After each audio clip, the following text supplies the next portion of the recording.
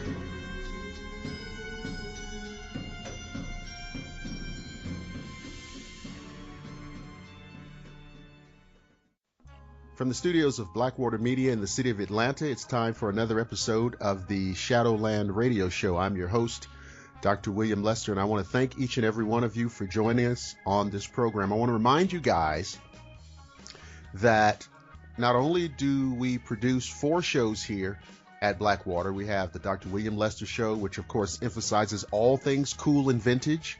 We have the Historian's Almanac, which, you know, that title's kind of self-explanatory. We've got, of course, the Nightfall Radio Show, where we feature horror and fantasy fiction. And, of course, this show, the Shadowland Radio Show. I want to promo very briefly what's coming up on Nightfall. Nightfall Radio Show this weekend, and I'm thinking Saturday. We're going to see the return of author James Baxter.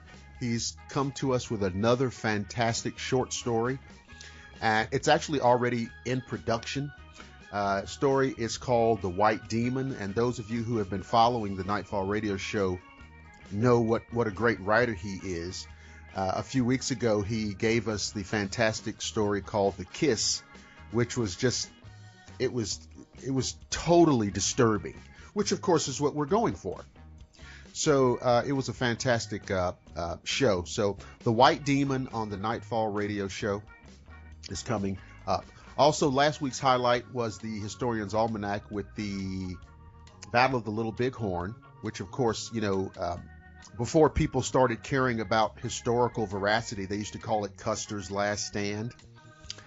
But listen out for that show. That's available now on the Historian's Almanac. All of the shows can be heard on the Blackwater Media YouTube channel, on the Blackwater Media Facebook page, also Google+. So a variety of venues for you to check it out. On this episode of the Shadowland Radio Show, we have a wonderful young lady named Marisa Brenizer. She is a certified energy therapist who resides on the West Coast. She was trained and mentored by Gloria Two Feathers. So there's a Native American legacy there. And we want to get her to talk about her experiences. She's also done some paranormal investigation, so we definitely want to do that. And I think in an earlier conversation with her, she talked about wanting to do her own broadcast program. So Marisa Brenizer, welcome to the Shadowland Radio Show. Hey, thanks for having me. All right, we really appreciate you being here.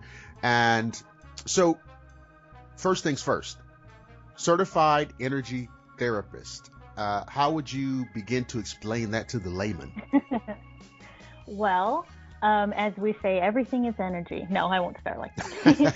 So I like to also refer to myself as a holistic therapist. That kind of helps people understand what I do. And I kind of say, you know, it's a bit like Reiki. And that's another thing that people are more familiar with. Mm-hmm. So what I basically do is work with the energy system of the body, the chakras, the aura. I do cleansing, I do realignment, reconstruction. It really gets in depth sometimes. I do chromotherapy, which is integrating color, aromatherapy, all across the board. It's really a holistic experience from sound to color to smell.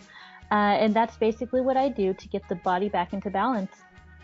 Wow. And so let me ask you this, we always, for years we've heard this term like new age, but, but you already know that this is really things from the very beginning of civilization. It's not new. It's just kind of like a reawakening, a rediscovering. And I don't know this for sure, but I think it might have started in the 60s. I think the hippie movement was this kind of reawakening, and it kind of manifested itself that way at that time. But looking at natural remedies, holistic medicine, and things, it all started at that time. And now it's taken on a much broader, I guess, more accepted. Is it more acceptable now? I mean, where do we stand with holistic medicine and natural remedies? I do feel like it's more part of the mainstream now. I think in the 60s it was a little bit mocked, more so than now. I'm not saying it's not now, but you brought up a good point, because my parents were, in their late teens in the 60s, right. And so I did get a little bit of that from them, open-mindedness and natural methods and all of that. But no, it is nothing new. What some of us like to say is that we're remembering how to bring our bodies back into balance and how to heal ourselves and all of that. But yes, definitely, these are things that are coming more into the mainstream and being integrated into modern hospitals, which is wonderful. Absolutely. And I have a number of friends and colleagues who come from different Asian nations, China and South Korea.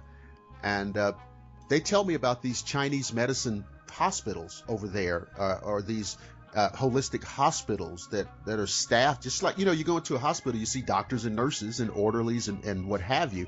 And they have these holistic medicine hospitals that people go to every day for, care and attention for a variety of things. And I just found it so interesting that it's so integrated into their culture. But here, it's still, even though it's more accepted, right, it's still looked upon as that other thing over there, right? Right. It really is. And a lot of it is, more of it is trickling in, but there is a disconnect. There's a hesitation. People start going, oh, you believe in that, when there's millions of people who do across the pond, and it's miraculous. And I really can see that being integrated a little bit more into over here, but I think it'll just take longer. We just have to be patient. It'll take longer. I think it's just different cultures, and these things kind of seep in at a different rate. Yes. Yeah.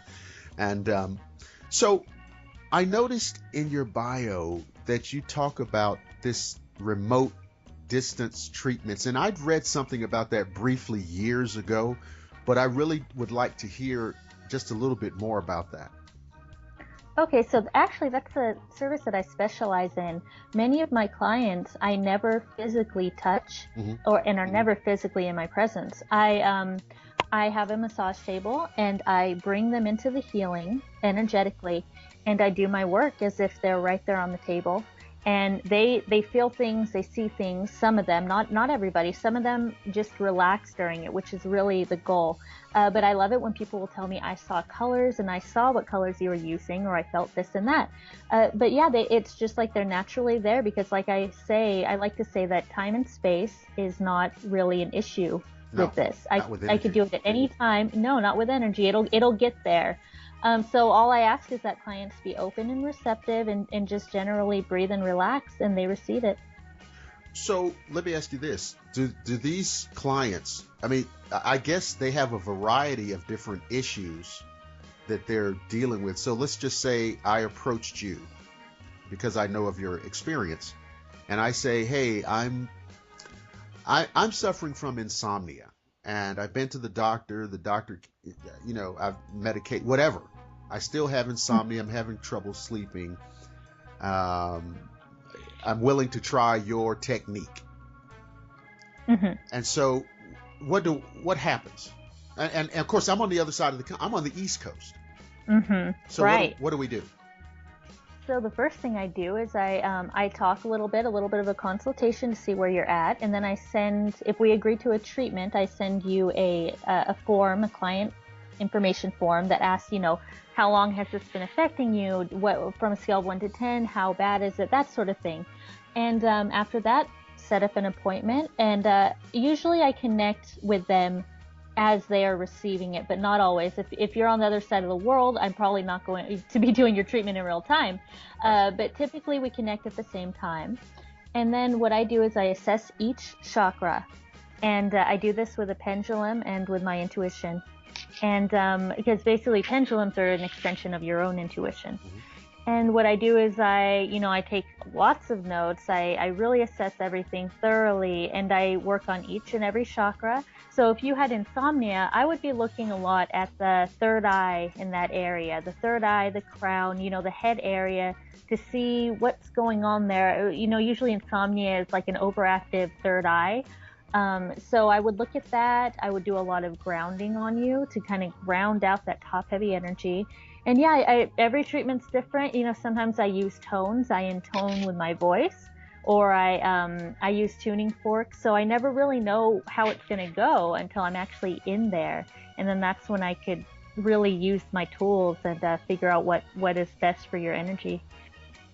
Also, I've heard a lot in this field about the use of color, and I'm gonna get a little geeky here, because I'm kind of like a big comic book fan, and in the comic books, as some people may know, as other people click off their computer, there's a character in the comics called Green Lantern, and he has this energy ring, and it uses this green energy. And so you say, okay, so what's that about? Well, in the storyline, they discover that the most powerful force in the universe is free will. And the force of free will radiates the color green. And that's why, he can basically create anything with his ring. And so I know that's kind of a fictitious, kind of science fiction-y application of it, but it is true that there's something to color and energy, right? Oh, absolutely. And really, for me, to again geek out over color, yep. For me, willpower is more of a yellow. That's that solar plexus chakra. That's the willpower, the fire, the sun. But the green, I can understand that for that character.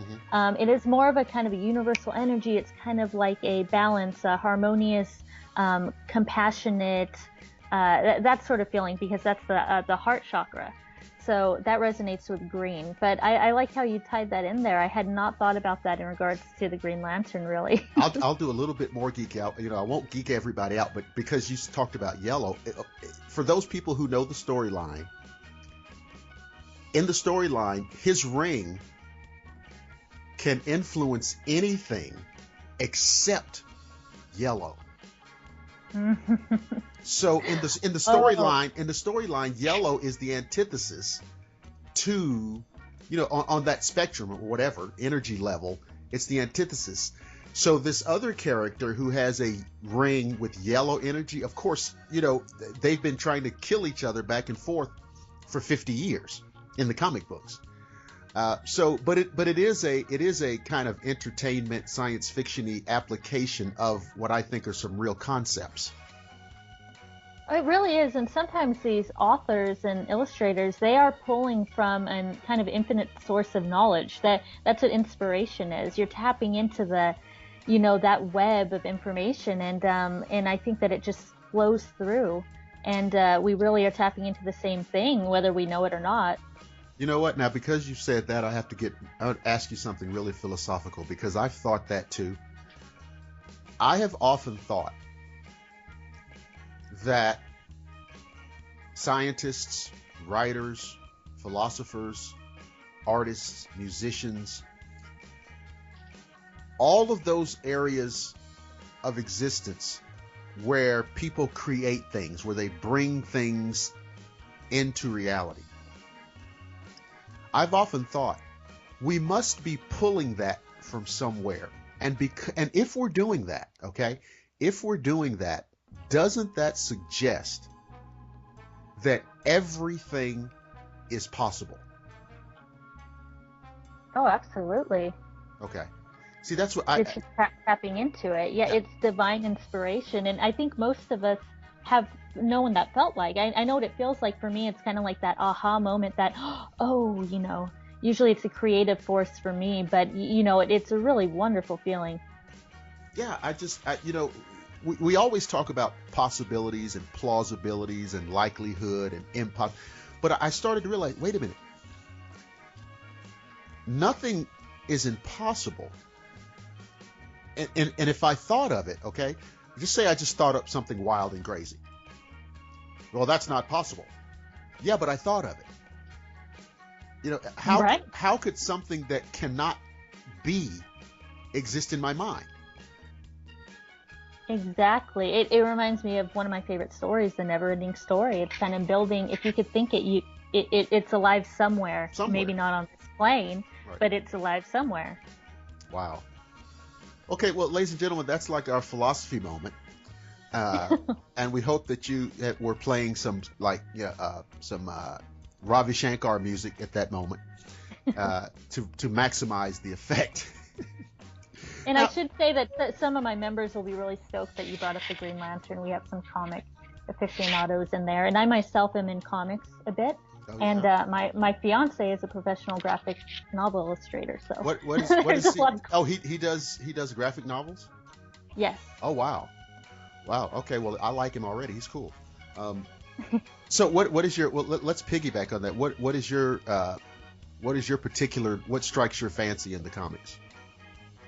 Well, actually, I started out in webcomics, writing webcomics, and my fiance would illustrate. And then I launched a thriving community called Comic Underdogs for those people who don't really get noticed. So, there's a lot of webcomics out there, and the little guys kind of don't get noticed. So I wanted to highlight them. We would do spotlights and things like that.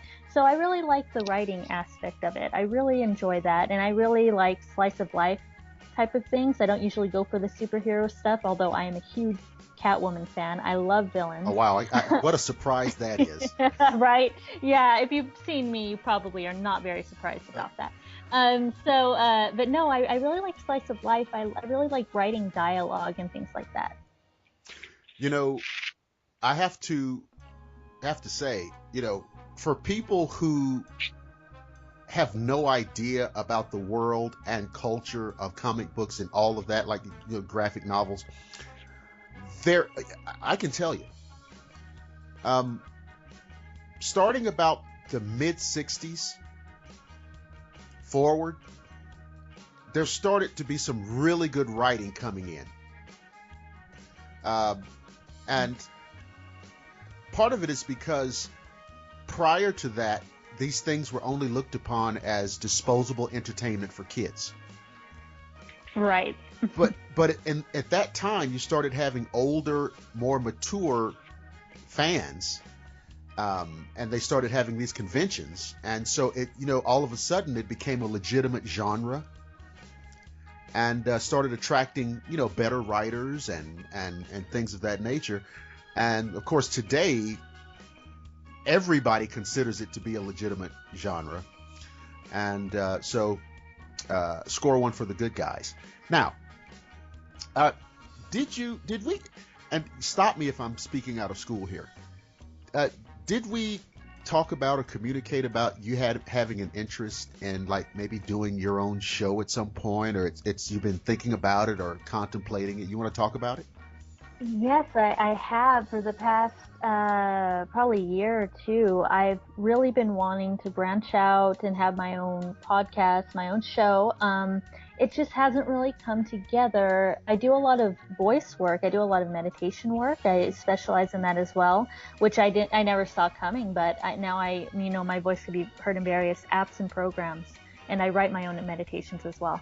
So, I'm really interested in having a show discussing mysticism. That's who I am. I'm Mystic Mars. And so I would really love to have a show where we just talk about everything under the sun, which I'm pretty much used to, some of my group members know that I used to hold Google Hangouts on video every single night for a year.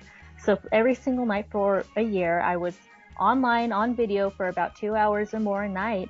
And we would talk about mysticism and anything you could think of in that realm. And now I've had to cut back from that because it is a big time commitment. Mm-hmm. But I am going back into that, and now I'm holding weekly Hangouts every Monday night.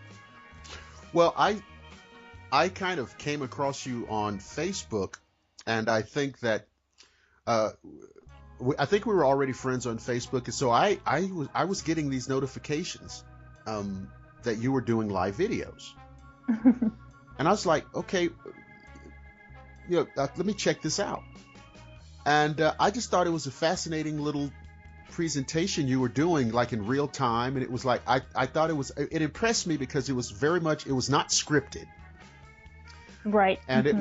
it was very personable and off the cuff, and you so what is that about? How did you start that? So I had been doing weekly oracles, but I would do them at my own time, and I would make YouTube videos for them and things like that, so they were not live. And I noticed, not too many people were watching. It's very hard to get a reach sometimes, and to get people to watch your videos. And so I said, well, let me just get into the Facebook Live stuff. It's when it first started launching, I was like, I better get in on this. Let's see how this works. I'm naturally curious like that. So I did it. I did a live oracle, which I have to say I was a little nervous. I had never done an oracle live like that before, but it ended up being a really dynamic experience. And now, I do Monday oracles for the week. It really, I pull cards and it guides you throughout your week. And then I do the weekend oracles, just a quick little, hey, here's who's popping up over the weekend. So I have various decks that I work with, and I just pull cards, and I also bring in numerology and that sort of thing, as you've probably seen. I'm a budding numerologist as well, so I like to just give everyone the whole picture, and so once in a while I will pull personal cards for individual people if they ask for it. I don't do that often because I usually do private readings, right. But we have fun with it. Well, I was watching one of your live spots, and everybody started talking about their number, and I was like, okay, what, and so I Googled around. I said, well, you know what, I better find out my number before I get left out of something, and so now I found out that my number is 7. Now, please just tell me what that. Please tell me something. Well, that's a good. I'm not surprised. I'm not surprised that you're a 7 whatsoever at all. Okay, ladies and gentlemen, she is not surprised. I am not surprised. So, we're talking about your life path number, correct? Do you remember? Yes. I'm sure it was your life path. So, yes. Your life path number, for those of you who don't know how to figure that out, you basically add your whole birthday up, all the numbers, and you reach a single digit. And so a 7, that is, I see it almost as the hermit card in tarot. For those of you who are familiar with tarot, it's that kind of a wise person who likes to, be in their library and read and study spiritual subjects. It's a really, it's also associated with the 7th chakra, the crown chakra, the highest, it's really an enlightened person who loves to, have their nose in a book or inspire others, guide. It's really, I would have to say it's probably the most spiritual of the numbers. So I'm really not surprised that you are a 7. I'm a little distressed that you nailed it down so quickly. That's how it goes. I mean, I'm not comfortable that I'm that easy to read. And, I will say there are other numbers to take into consideration. I won't go into all because, it takes time. But there's things like your heart's desire, like your soul purpose type of number, your expression. There's different things. But generally, your life path is surprise, the path that you will generally follow throughout this lifetime. Wow. So generally, you are on a spiritual path of enlightenment. Who would have known? I mean, and I don't doubt it for one second, but I mean, and here's what's funny. I've always just, and I can hardly believe I'm making myself say this, but I've always thought of myself as like not that, and I've always thought, I said, I'm just the most decadent, vile, self-deprecating. I mean, I just. Yes. Mm-hmm. But maybe that's kind of like my counterbalance. Yeah. It can be, absolutely. Yeah. And, it comes in different ways. Like some people, their spirituality is going out into the woods and living in a tent, that sort of thing. Other people, they express it in different ways. So there is a broad spectrum, but generally you're a higher thinker type of person. Well, you're probably right. I can tell you that I don't want anybody to think that, that gets you very far. but it's a nice thing to contemplate. Now, I want to do two things. Number one, I want to get into a little paranormal talk, and then I want to pivot back and get really down and dirty into the specific services that you have to offer to the public. But I know that you're a paranormal investigator, and I know that you shared some photographs of you and some of your other colleagues and friends on investigation. So, tell me about that, because, I mean, I love that kind of talk. Oh, it's one of my favorite things to talk about. So, actually, I have not been practicing that for some time because I've been concentrating on my holistic studies. However, I do want to get back into it. But I will take you back to when I co-led a team it was an all-girls team. Mm-hmm. We were called Pink. Paranormal Investigators of Northern California. Okay. And we would just investigate various historical places, a few residences, to see what we could pick up, just out of curiosity. We were not paid to do this, nothing like that. We had a bunch of gadgets, everything you could think of, K2 meters, recorders for EVPs, everything, ghost boxes. And I would say a highlight from that was getting to investigate with some members of TAPS. Mm-hmm. And we got to investigate Clovis Manor. And that was a really interesting experience. It's one of those true highlights of the whole thing. And we saw a lot. We learned a lot. And that's my favorite thing, learning how to do something and really feeling passionate about it. When you guys use the different paraphernalia, the gadgets, and the all of the, and it's really cool. I mean, it's just a whole laundry list of little gizmos that are employed in paranormal investigations. What, in your experience, rendered the most interesting results?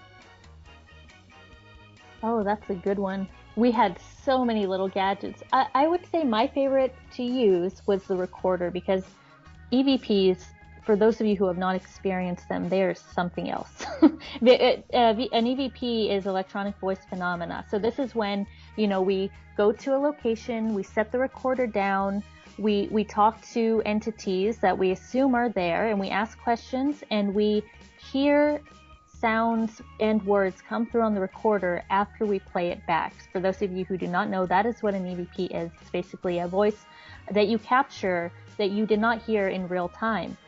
So, and you know what? It is a bit tedious because you have to sift through hours and hours of audio and listen intently.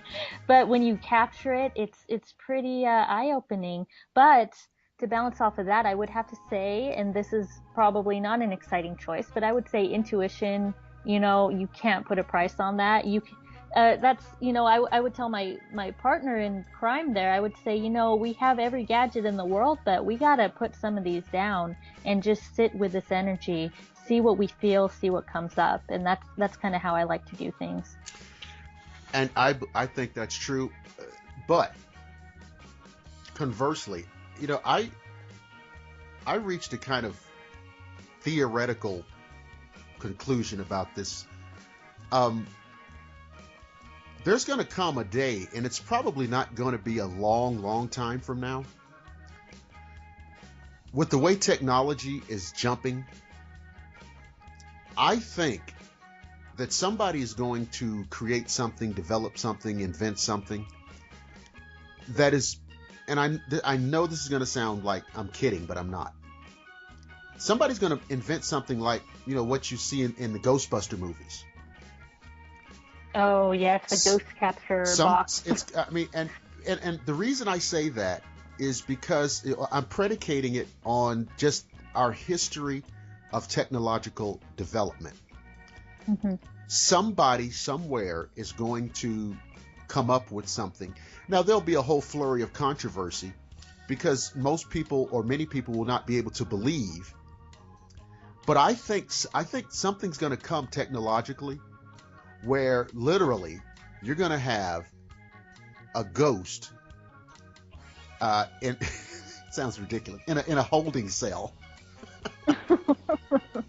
I mean, I'm not kidding, but it sounds, I'm having fun with it, but well, do you think these ghosts, there will be ghost lawyers and that kind of thing? Well, I don't know that. I mean, I can't imagine how you're going to, say that, they have some kind of,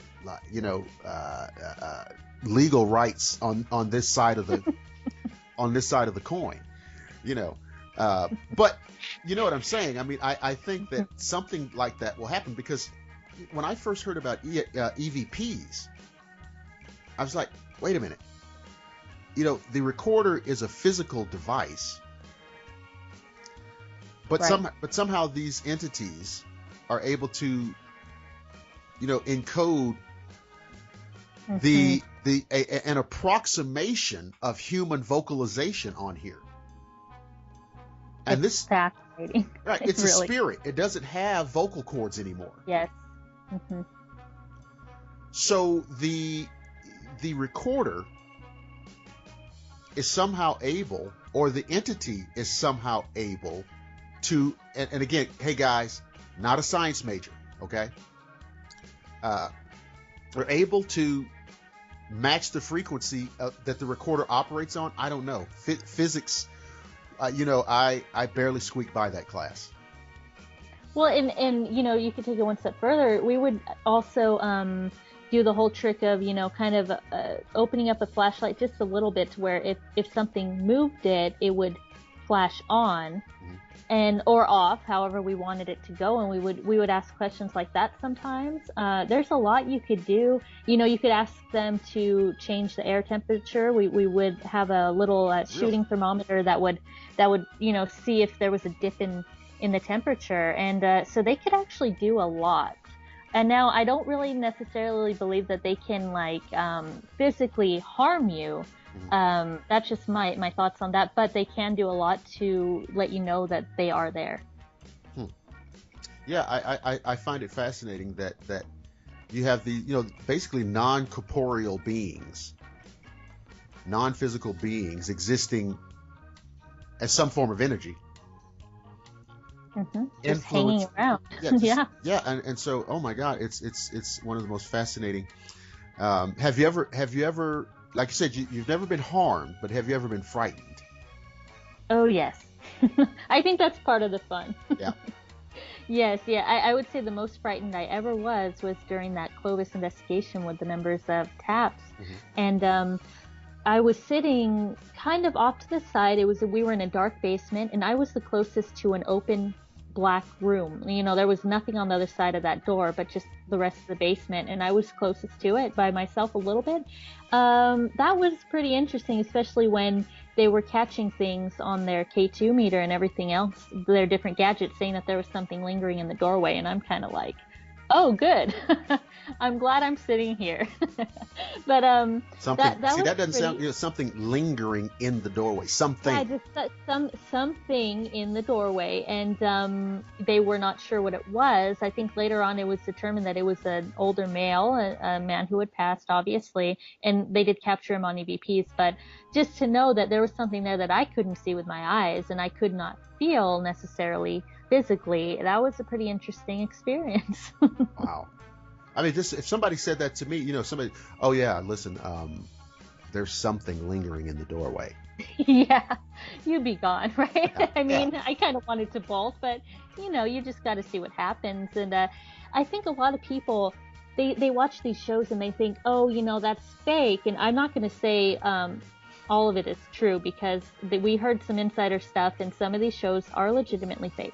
But that team, I really believed in them. They seemed very genuine, and you don't really know what you're going to think about things until you experience them. Like the whole trope about, oh, the ghost opened up the cabinets in my kitchen. It's opening drawers. Well, we experienced that. I could say that I have experienced that, and there is literally no explanation.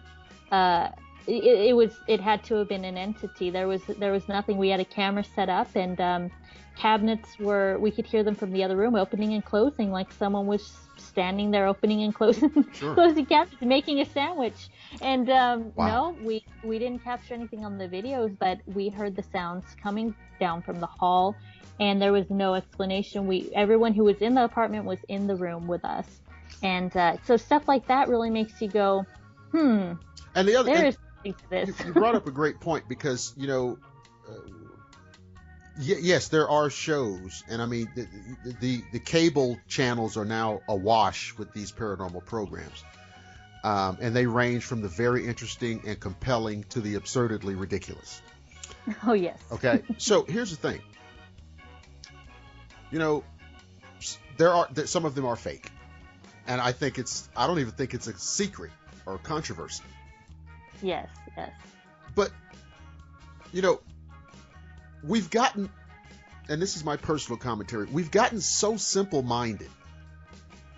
We've gotten so whittled down to the reptile brain that we can't differentiate the fact. Look, just because something can be faked doesn't mean that the phenomena is not real.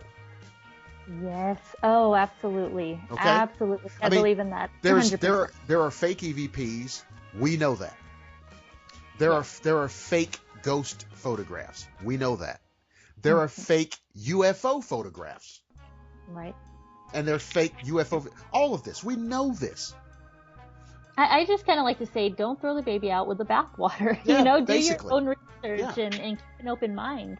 Right. So, please. And of course, you have correspondence with people, and everybody wants to tell you what their thoughts are. But, the fact that you stumbled onto a fake situation is not evidence that the phenomena is not real, and you can't cite that as like case law, right? Absolutely. It's kind of like, if you watch the movie Jaws, well, we know that's a made-up story, but we also know that sharks attack people. Right. Absolutely. So anyway, let's put our thinking caps on, boys and girls. So what I want to do, Marisa, is I want to give you an opportunity to kind of spread your wings a little bit, and I want you to just take a little time, and I want you to tell everybody, what they could expect from you as a potential, if they're a potential client, and how they can reach you, find out about you, contact you, and consult with you, and etc. Awesome. Well, I have a website. It's www.abaloneypath.com, ABALONE path.com. And all my services are listed there. I specialize, like I said, in chakras, cleansing, that sort of thing, but I also do private oracle readings. So the videos that you're seeing every week, it's basically the same format at this point. I do a video or a voice recording with your whole rundown of all of your cards. I send photos of the spread. And that's a pretty popular one because a lot of people are curious about what the future holds for them, the immediate future, and also, more long-term. I could do either or. It really depends on what you need. So it's not a one-size-fits-all. I really work with the client to kind of tailor a treatment. Sometimes it's both an oracle reading and a chakra treatment, or sometimes it's just one or the other.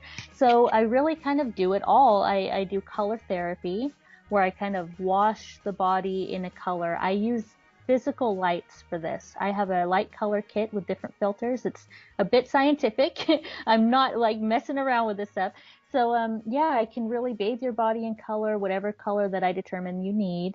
I use sound therapy, and I also offer tailor-made guided meditations to where I can, use your name and figure out what's ailing you to kind of guide you through healing. Like if you come up to me and say, I want a meditation on addiction, I can do that, and after speaking with someone, I get a feel of their energy and I intuitively know what is going to help them the most. So really the best bet is to contact me and say, here's my problem. What do you recommend? And because, like I said, it's not cut and dry, we kind of work together to figure out a game plan. And that's partially why I like to say I'm not walking in front of you, I'm walking beside you on the path to health. I'm not necessarily a leader or a guru. I walk beside you and we figure it out together, because if the client is not interested in their healing journey, if they're not in it with both feet, it's not going to stick.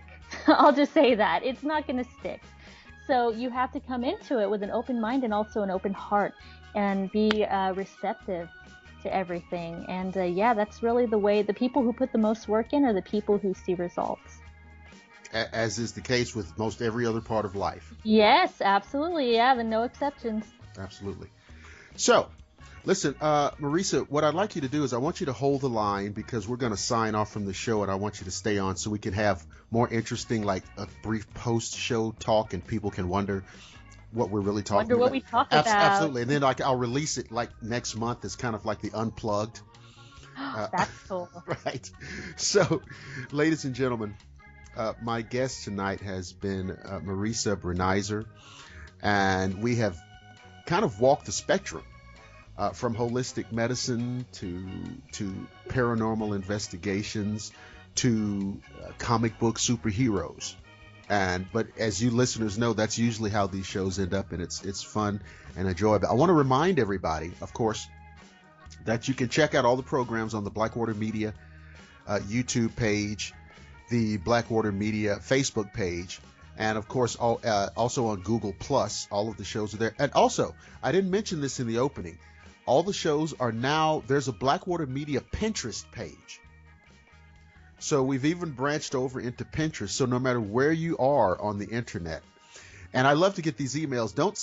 Do not email me saying I can't find your show, because you guys know I tell you all the time. Facebook, YouTube, Google Plus, and now on Pinterest. If you're plugged in, you can find our shows.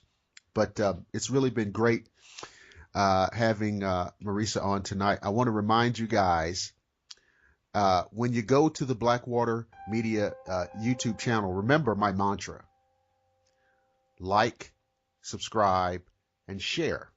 Building the empire one brick at a time. We're going to close the show out, and I want to thank everybody for listening. And I want to remind you guys that I will see each and every one of you again on the flip side.